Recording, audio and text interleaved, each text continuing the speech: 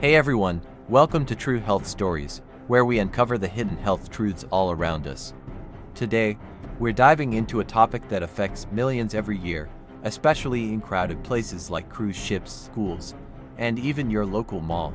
We're talking about norovirus, and I am going to answer a question you've probably wondered about. Can you actually catch this dreaded stomach bug just from touching a handrail? You're walking along, maybe on a beautiful cruise ship, enjoying the view. You steady yourself by touching the rail. You press an elevator button.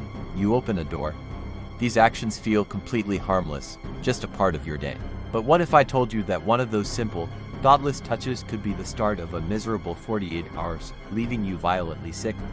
It sounds like something out of a horror movie, but it's a very real possibility. The danger often lies in the places we least expect it, in the surfaces we touch every single day without a second thought. And today, we're going to expose how this happens and, more importantly, how you can protect yourself. So let's get into the biggest myth about norovirus. Most people, when they hear about a stomach bug outbreak, immediately point fingers at the food. It must have been the shrimp cocktail, or maybe the salad bar wasn't fresh. And while foodborne transmission is definitely a way norovirus spreads, it's far from the only way. In fact, focusing only on food is a huge mistake and overlooks the virus's primary mode of transportation.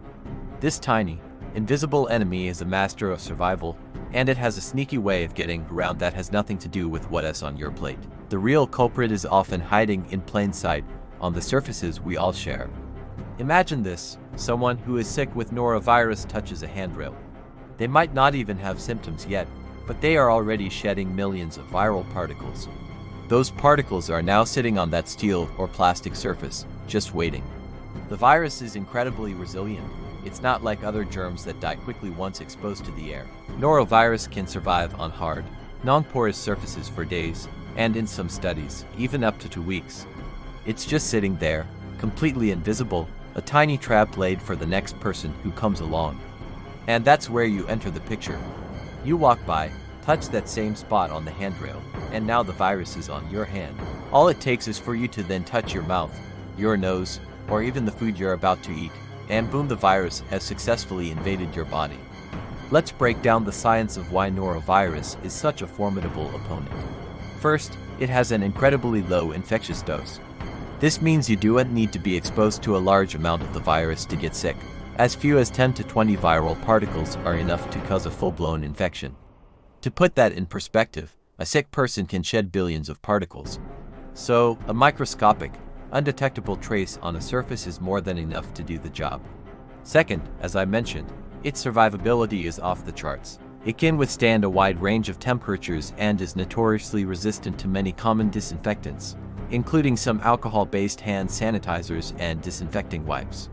That's why you hear about these massive, fast-spreading outbreaks on cruise ships, in nursing homes, schools, and hospitals. It's not always because of poor hygiene. It's because the virus is just that good at surviving and spreading. The environment itself becomes a reservoir for the illness. Think about the high-traffic areas you move through every day. Elevator buttons, door handles, shopping cart handles, subway poles, and yes, handrails. These are all potential hotspots.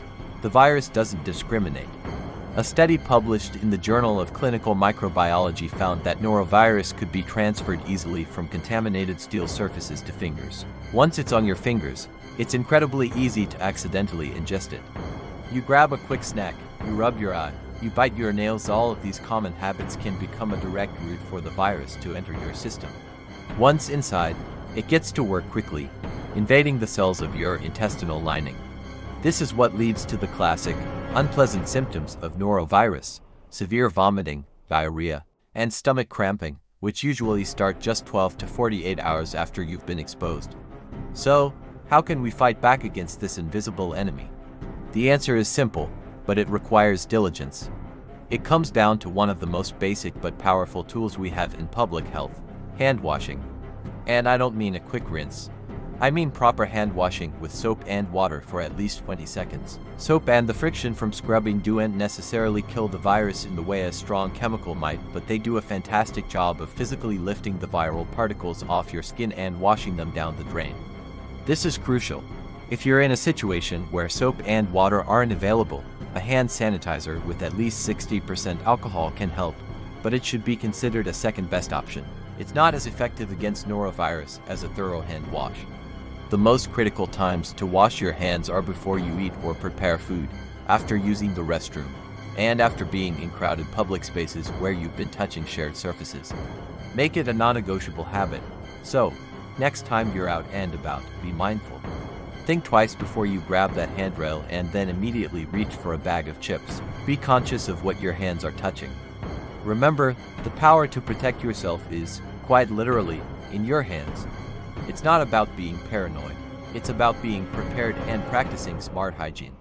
Sometimes, it's not what you eat that gets you sick, it's what you touch. By adopting this simple habit of frequent and proper hand washing, you can dramatically reduce your risk of getting sick and keep yourself, and those around you, much healthier. Thanks so much for watching this episode of True Health Stories.